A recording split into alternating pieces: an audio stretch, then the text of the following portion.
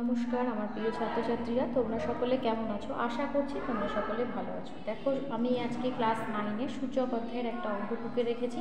অঙ্কটা দেখে বুঝতেই পারছো, যদি 2 to the power m plus n by 2 to the power n minus n সমান 16 এবং a সমান 2 to the power হাফ হয়, তবে a to the power 2m plus n minus p by a to the power m minus n plus p whole to the power -1 সমান কত?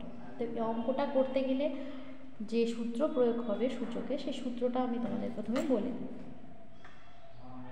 যদি তোমাদের সূত্রটা জানা থাকে তাহলে কোনো অসুবিধা নেই, যদি জানা না থাকে বা ভুলে যাও তাহলে কিন্তু সূত্রটা একবার নোট করে নাও।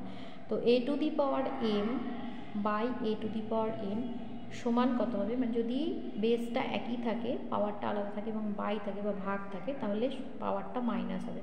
তাহলে হবে a to the power m minus n। অবশ্যই কিন্তু a নট ইকুয়াল 0। আমাদের এখানে কিন্তু a বলতে 2টা অবশ্যই 0 নয়। তো এই সূত্রটা আমরা প্রয়োগ করব। দ্বিতীয়ত যে সূত্রটা প্রয়োগ করব সেটা a to the power m whole to the power -1 সমান হবে a to the power -n, মানে মাইনাস দিয়ে গুণ হয়ে যাবে। বা এটাকে এরকমভাবে বলতে পারো, এই সূত্রটা a to the power m whole to the power যদি n থাকে তাহলে a to the power mn হবে। যেমন এখানে -1 আছে, তাহলে -1 দিয়ে গুণ হয়ে যাবে। তো চলো এবার অঙ্কটা শুরু করি। আমরা এই অংশটা থেকে শুরু করব।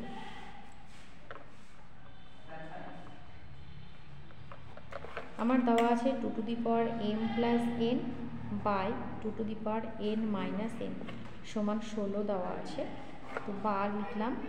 প্রথমে আমরা এই সূত্রটা প্রয়োগ করব, a to the power m by a to the power n সমান a to the power m minus n। তাহলে 2 টু দি পাওয়ার কত হবে? m plus n minus n minus n। আমি প্রথমে এটাকে ব্র্যাকেট ব্যবহার করছি, যেহেতু এখানে মাইনাসের ব্যাপার আছে। তো তোমরা একবারে করতে পারলে ভালো, যদি করতে না পারো তোমরাও কিন্তু অবশ্যই ব্র্যাকেটটা ব্যবহার করবে। তাহলে থাকছে 2 to the power m plus n minus দিয়ে গুণ হচ্ছে মাইনাস n মাইনাস মাইনাসে প্লাস n সমান 16টাকে আমি উৎপাদক করে নিচ্ছি। দেখো, 8 দুগুণ 16, 4 দুগুণ 8, 2 দুগুণ 4। তাহলে আমরা 2 পাচ্ছি, 1 2 3 4টা, তাহলে 2 টু দি পাওয়ার 4 লিখছি।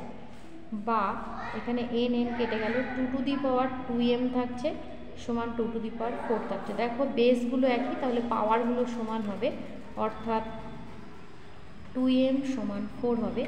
আমি কেটে দিলাম 2 দিয়ে, তাহলে m এর মানটা পেলাম আমরা 2। mটা বের করে রেখে দিলাম। এবার যেটার মান আমাদের বের করতে হবে সেই অংশটাকে টুকে ফেলবো, এই অংশটা টুকে ফেলবো। আমি টুকে নিয়েছি যে অংশটা করতে হবে, যেটার মান নির্ণয় করতে হবে। এবার লবে কত আছে? a to the power 2m plus n minus p, এবং হরে যেটা আছে এর পাওয়ার আছে, বাইরে -1 আছে, তাহলে -1 দিয়ে পাওয়ারটাকে গুণ হবে, অর্থাৎ a to the power minus m minus মাইনাসে প্লাস n প্লাস মাইনাসে -1, সরি মাইনাস p আর 1 গুণ করে। এবার দেখো, এই যে প্রথম সূত্রটা a to the power m by a to the power n সমান a to the power m minus n, এই সূত্রটা আমরা কাজে লাগাবো। তাহলে কি হবে? a to the power 2m plus n minus p minus ব্র্যাকেটের মধ্যে minus m plus n minus p। আমি বারবারই কিন্তু মাইনাসের পরে ব্র্যাকেটটা ব্যবহার করছি, যাতে আমার মাইনাসের কোনো সমস্যা পরবর্তীতে না হয়, কোনো ভুল না হয়, সেই কারণে। তোমরা যদি একবারে করতে পারো তাহলে কিন্তু মাইনাসটাকে অ্যাভয়েড করতে পারো, তাহলে একটা লাইন কম হবে। তো a to the power 2m plus n minus p, এবার মাইনাস মাইনাসে প্লাস m মাইনাস প্লাসে মাইনাস n মাইনাস মাইনাসে প্লাস p। দেখো, তোমরা যদি মনে করো এই লাইনটা করবো না, তাহলে a লিখলাম, পাওয়ার 2m plus n minus p, এটা যখন উপরে উঠে যাবে একবারে করতে চাইলে চিহ্নগুলো পাল্টে দেবে, মানে plus m minus n plus p এরকম হবে। এবার দেখো, মাইনাস n আর প্লাস n কেটে গেল, প্লাস p মাইনাস p, তাহলে থাকলো a to the power 3m। এবার কিন্তু এর মান দেওয়া আছে। দেখো a কত আছে? a সমান 2 টু দি পাওয়ার হাফ দেওয়া আছে, আর m এর মান দেওয়া আছে 2। তাহলে a আর m এর মান বসিয়ে দিচ্ছি।